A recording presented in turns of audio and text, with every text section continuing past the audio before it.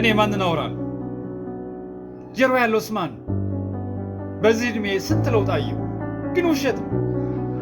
ሁሉም ውሸት ነው። አንገታችሁን ደፍታችሁ አይናችሁን ሰውራችሁ አዲስ መንገድ ልንሄድ ነው ስትሉ የቆምንበትን መሰረት ነቅላችሁ። ቆይ ግን አሁን ያለው ማህበረሰብ ልንለው እንችላለን? ተበጣጥሷል፣ ተሰባብሯል። ትናንት የጣላጡ የቱ ጋር ነው ያለችው? አሁን ማንም አያውቅ፣ ማንም አይጠይቅ። ሁሉም በራሱ ትንሽ ቤት ተወስኗል። የሌላውን ድምፅ ማዳመጥ ትቷል።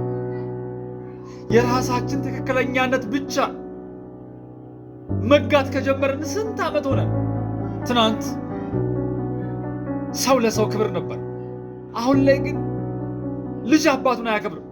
ተማሪ መምህሩን ይቃወማል። ገንዘብ የአምላክን ቦታ ይዟል። እውቀት ደግሞ የፋሽን ያህል ቀሏል። እኔ ግን እጠይቃለሁ፣ ወዴት እየሄድን ነው? የትኛው መንገድ ነው የቀየስነው? መጨረሻችን የት ነው? እኔ ብቻ ሳልሆን የጮህኩት ይቺ ከተማ፣ እነዚህ አስፋልቶች ሁሉ እየጮሁ ነው። የፍቅር ድምፅ ጠፍቷል።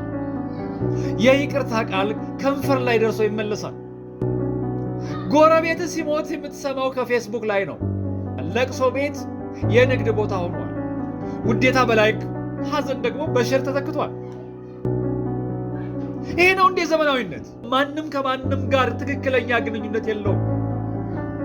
ሁላችንም በእጃችን ስልክ ውስጥ ተደብቀናል። ፊት ለፊት መተያየት፣ አይን ላይን መነጋገር፣ የሰው ነፍስን መርዳት ጠፍቷል። ሁሉም ይፈራል። ማውራት እንጂ መስማት የለም። የምታወራው ስለ ራስ ስኬት ነው። የሌላ ሰው ህመም ከዜና ያልፍ።